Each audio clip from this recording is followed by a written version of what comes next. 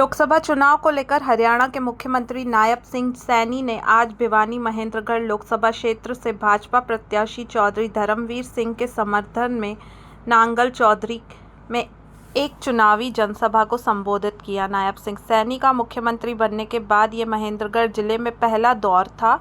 इस जनसभा के आयोजक नांगल चौधरी के विधायक एवं हरियाणा के राज्य मंत्री अभय सिंह यादव थे।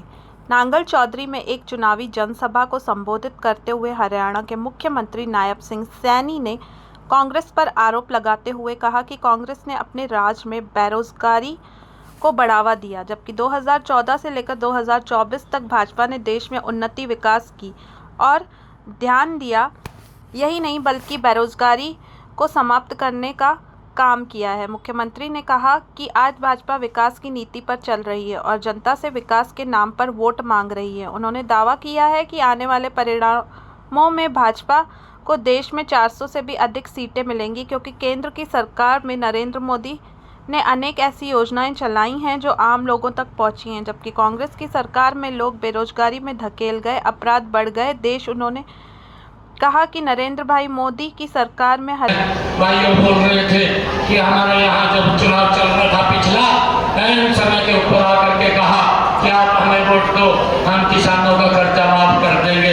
भाइयों ना तो किसानों का कर्जा माफ हुआ, उल्टा प्रदेश को भी नुकसान हुआ, प्रदेश के किसान को भी नुकसान हुआ। 4000 किसानों ने भाइयों आत्महत्याएं राजस्थान के अंदर की है और 16,000 किसानों की जमीन कुर्क हो गई है। ये झूठ बोला इनके युवराज ने। भाइयों, राहुल गांधी का यह झूठ बोलना ये लोगों के ऊपर कितना भारी पड़ा है, इस बात से हमने बचना भी है, इस बात से बचाना भी है।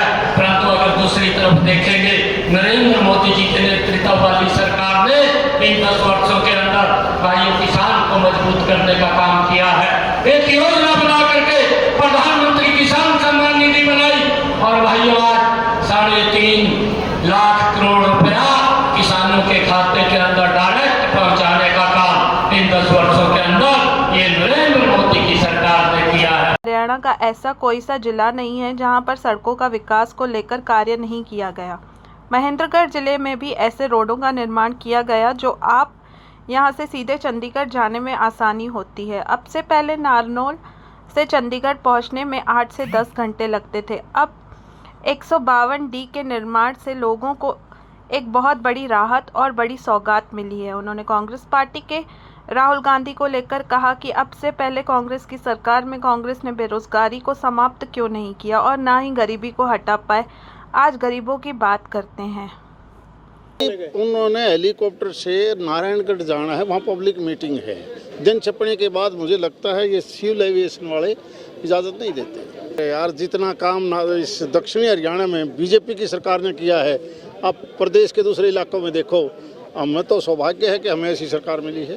मैंने बताया ना, क्योंकि उन्होंने नारायणगढ़ जाना है, पब्लिक मीटिंग है, उसके बाद ये आपको इजाज़त नहीं देते। केवल प्रधानमंत्री देश को विकसित देश बनाना, अगर टूटी फूटी सरकार कहीं आ जाती है तो देश का बेड़ा गर्क हो जाएगा। आप देख रहे हो कि पिछले 10 साल में कितना तेजी से आगे बढ़ा है। 3 लड़के प्लस एक जो राहुल गांधी के साथ रहता है, गाँव वालों ने उसको बहुत धमकाया, यार तू कांग्रेस का है, तू हमारा क्यों खराब कर रहा है। इस प्रकार से 3 या 4 लड़के अगर दूसरी पार्टी के आगे कोई विरोध दिखाएंगे, ये कोई प्रजातंत्र में अच्छी बात नहीं है। मानता हूँ पिछली बार 4.5 लाख का अंतर था, ये 6 लाख को पार करेगा। महेंद्रगढ़ से खबर सूत्र के लिए राधेश्याम दिलीवान की रिपोर्ट।